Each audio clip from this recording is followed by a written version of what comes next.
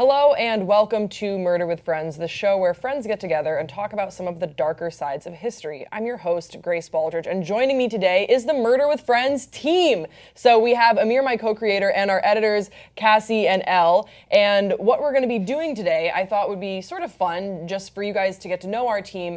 We're going to do a Campfire Edition. So each of us have sort of prepared a case or an individual or some part of history that we wanted to talk about that we would consider ourselves maybe experts on or know a little bit more about than the others.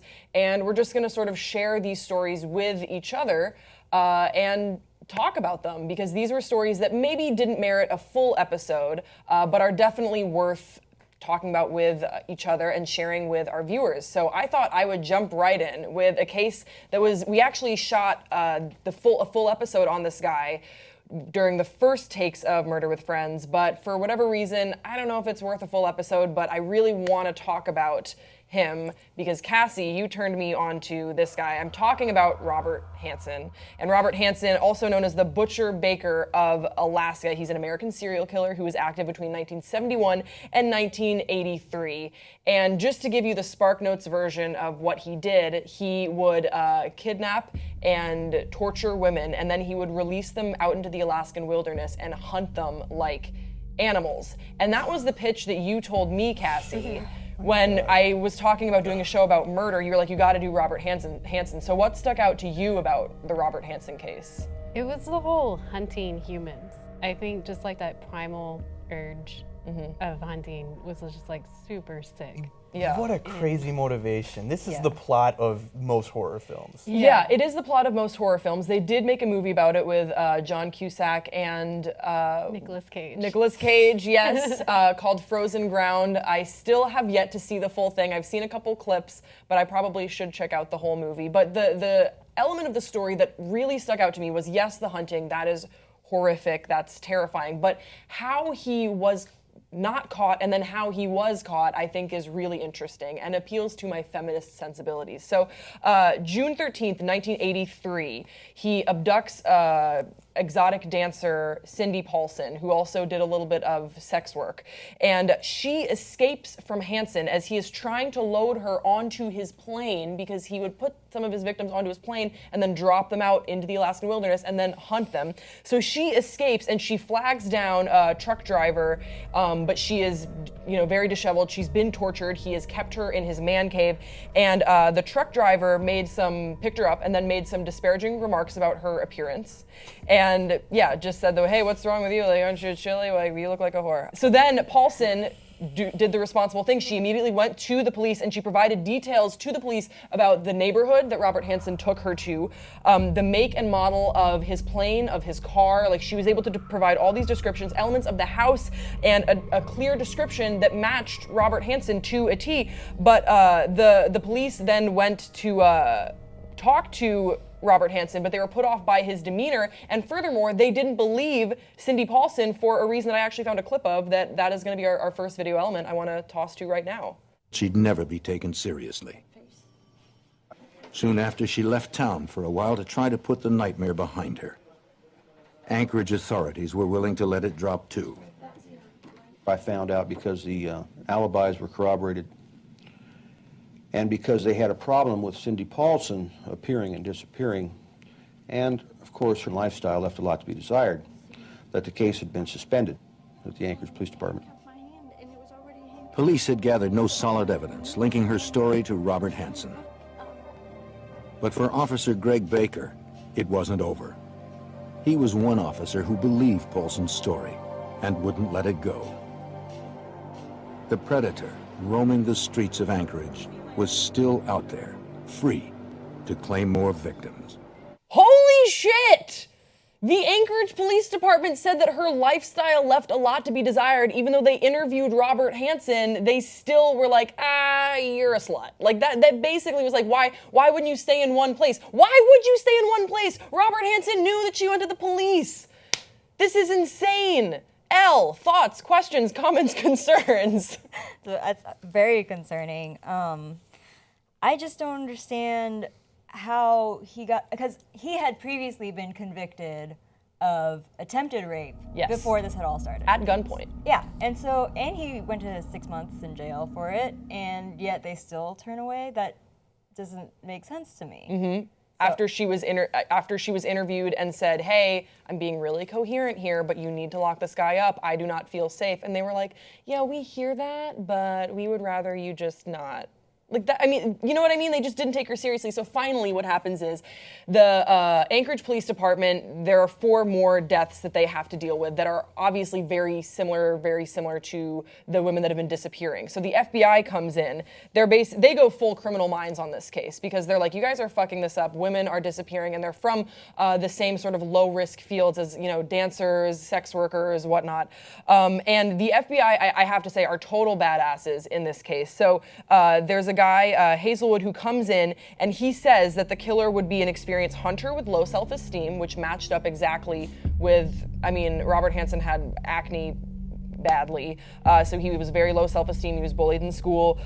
He would have a history of being rejected by women and would feel compelled to keep souvenirs of his murders, such as victims' jewelry. He also suggested that the murderer might stutter, which Robert Hansen had a stutter. So the FBI comes in and lines all this up, and they basically ask the Anchorage police, "Have you interviewed anyone that matches this?" And they're like, "Oh yeah, the first guy." And they're like, "Why didn't you? What happened?" So they search Hansen's house 4 months after Cindy escaped from him and went to the police and said, "Hey, it's this guy."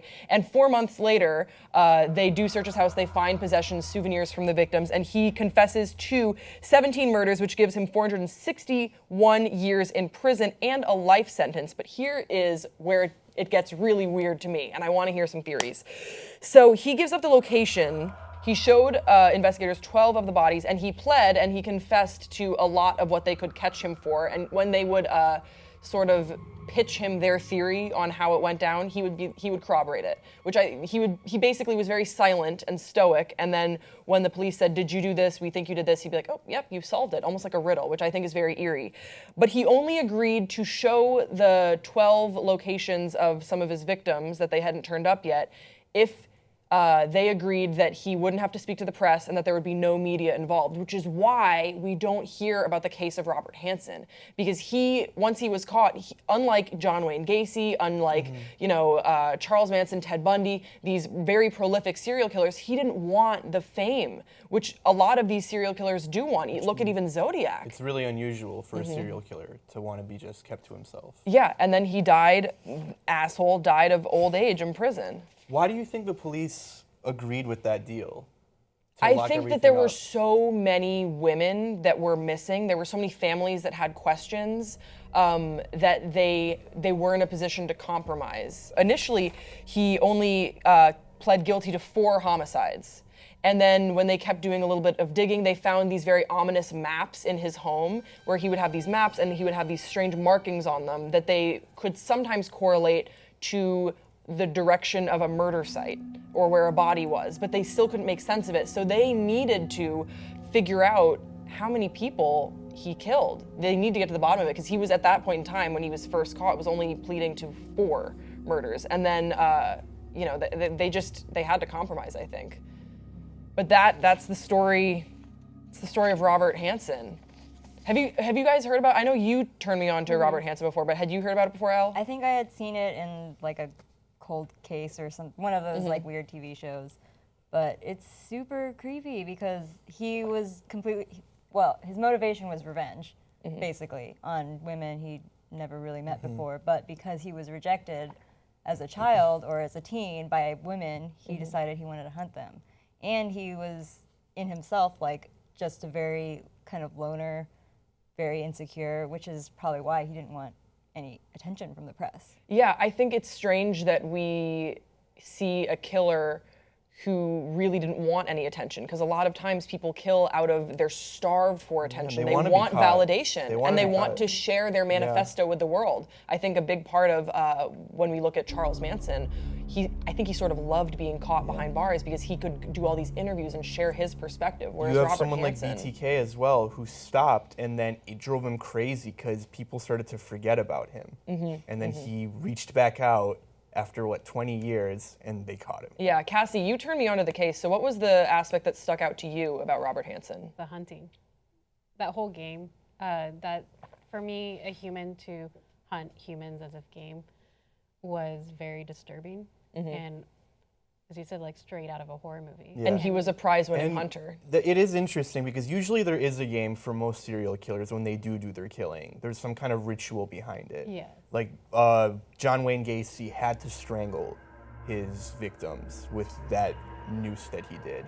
And same goes for a lot of other killers. But his thing was literally to hunt them down and kill them. Well, I had also read that he wouldn't kill them. He would kind of send them home, and if they had obeyed his commands, but if they gave him any resistance, then he would take them out and on his airplane and then send them to run away and hunt them down. Yeah, yeah. Which must be the most terrifying thing in the world. Like, I know. I can't even imagine. Yeah, for running me, away.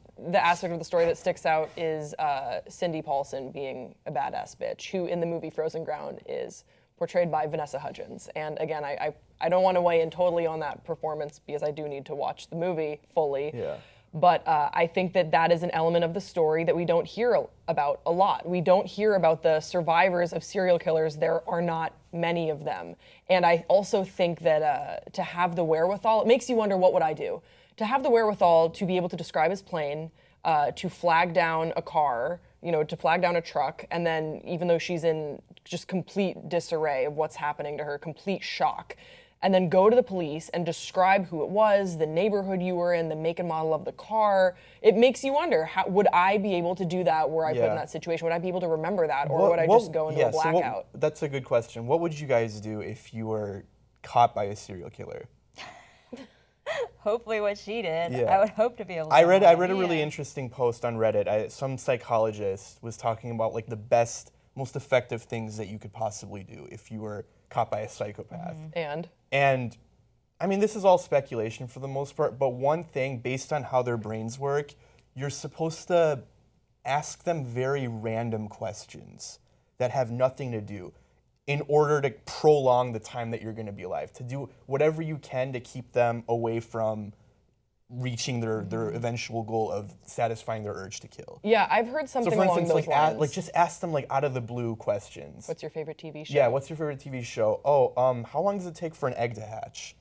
And like these are just like all weird examples. Yeah. And because in like a psychopath's brain like that, it's very discombobulating for them. I've heard that before. I've also heard that you're supposed to say facts about yourself to them to humanize you. But I sort of call that into question here because I don't think that would have, Robert Hansen was so antisocial and so deranged and into himself, I don't think that he cared. You know what I mean? He was choosing low-risk victims. He didn't think of, he was dehumanizing them already. He was hunting them like animals. So I don't think that would have necessarily helped, but it is interesting to think about what would you have done if you were apprehended by Robert Hansen. He's loading up his plane. How do you escape? I feel like the last thing you do is beg. Yeah, no, never beg. I Because think that's that's what what they want. Yeah. They get off on that. So maybe act like you're really enjoying it. Oh, no, Amir. No. It's way harder because when you're in that position, like your whole body is saying like fight for your life. I don't know. I would avoid talking about their mom or dad because I feel like they're gonna have some family issues. Yeah, So definitely. I would recommend not. Maybe Don't talk ask about about your the own family. mom and dad and how you have family issues, and then that way you guys can relate and be Yeah. like, I have an idea. Let's both kill people. Oh, guys, And let's then be honest. the moment he backs off, right? If we're being honest, we would all die. We would absolutely all. We would be the first ones to die. But hey, that was the case of Robert Hansen. We want to hear from you in the comments section below. Had you heard about Robert Hansen before? Have you seen the movie Frozen Ground? What about this case stuck out to you? How would you escape from a murderous psychopath? Don't forget to subscribe to this channel, and we'll see you next time on Murder with Friends.